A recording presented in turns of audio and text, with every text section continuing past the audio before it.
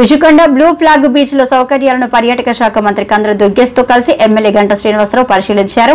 అనంతరం మంత్రి మీడియాతో మాట్లాడుతూ ఆల్ హ్యాపెనింగ్ థింగ్స్ అని కూడా ఇక్కడ వైజాగ్ లో జరుగుతా ఉన్నాయి. ఒక పక్క ఐటీ కానీ, మరో పక్క టూరిజం కానీ, మరో పక్క రియల్ ఎస్టేట్ కానీ, ఇట్లా ఏ రకంగా తీసుకున్నా కూడా అవన్నీ కూడా వైజాగ్ సెంట్రిక్ గా మనకు వస్తా ఉన్నాయి.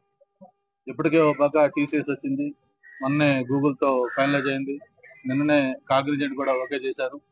మరో పక్క Bhogapuram international airport next year కల్లా స్టార్ట్ అవుతా ఉంది.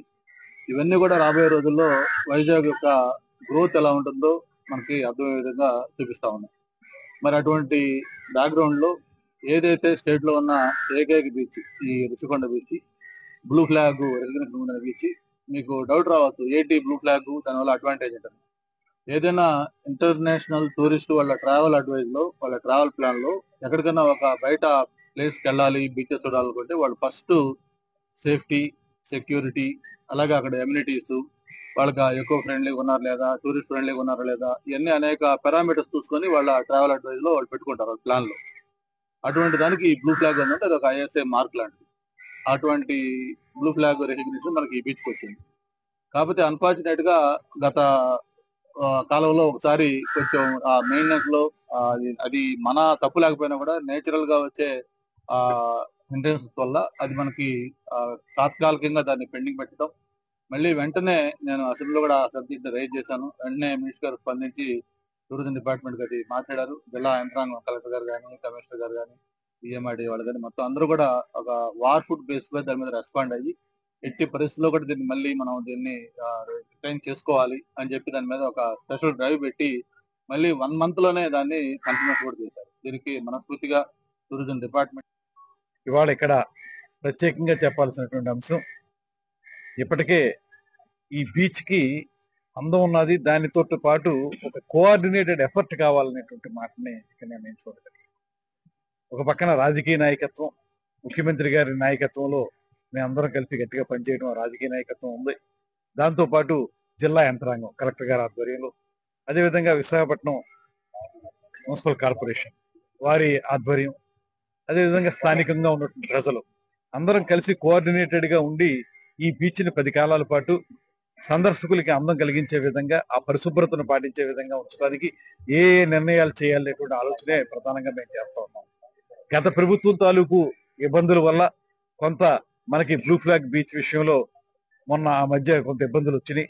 అయితే దాన్ని అధిగమించి ఎప్పుడు కూడా ఇబ్బంది లేకుండా ఉండాలంటే ఏం చేయాలనేటువంటి విషయంలో దీన్ని ఫేస్ లిఫ్ట్ చేయటం ఎలాగనేటువంటి దాని మీద కూడా ప్రయత్నం చేస్తా ఉన్నాం. దీనికి ఒక 24 లక్షల రూపాయలు ఇప్పటికే ఫేస్ లిఫ్ట్ చేయడానికి టూరిజం తరఫున ఖర్చు పెట్టడానికి దీనికి నిర్ణయం చేయడం జరిగింది. అదేవిధంగా ఇప్పుడు ఉన్నటువంటి స్ట్రక్చర్స్ ఏవైతే ఉన్నాయో వాటన్నిటినీ కూడా వాటిని ఫేస్ లిఫ్ట్ చేసి అందరికి ఉపయోగపడే విధంగా, అట్ ది సేమ్ టైం అందంగా కనపడే విధంగా, ఒక ప్రకృతి సంబంధమైనటువంటి ఒక ఇబ్బంది అయితే ఉంది. ఇక్కడ సముద్రపు గాలి వస్తుంది కాబట్టి ఎటువంటి కట్టడం కట్టినప్పటికీ కూడా రస్ట్ పట్టి దాని ద్వారా కొంత తొందరగానే పాడేటువంటి పరిస్థితి ఉంది. అదేవిధంగా మట్టి ఇలాగా లోపలికి ఇసుక వచ్చేసే అవసరం. దాంతో పాటు ఊర్లో ఉన్నటువంటి ఏదైతే డ్రైనేజ్ ద్వారా వచ్చేటువంటి వివిధ రకాల వస్తువులు ఉంటాయో అవన్నీ కూడా సముద్రంలో కలిసిపోయేటువంటి పరిస్థితుల్లో ఏ రోజుకు ఆ రోజు దాన్ని పరిశుభ్రంగా చేసుకోవాల్సిన అవసరం ఉంది కనుక దాని మీద కూడా దృష్టి పెట్టి మాన్యువల్ గా ఆ పనులు చేయాలనేది ఒకటి. మరో పక్కన మనం కన్స్ట్రక్షన్స్ మార్చుకుని ఎక్కడ అవసరం లేనటువంటి డిస్మాండిల్ చేసి చూడగానే ఇది పరిశుభ్రమైనటువంటి బీచ్ గా ఉండే విధంగా ఒకటి, సౌకర్యాల కల్పన చేసేటువంటి బీచ్ గా ఉండే విధంగా కూడా చూసుకోవాలనేటువంటి ఆలోచన, దానికోసం కార్యాచరణ తయారు చేసుకుంటా ఉన్నాం.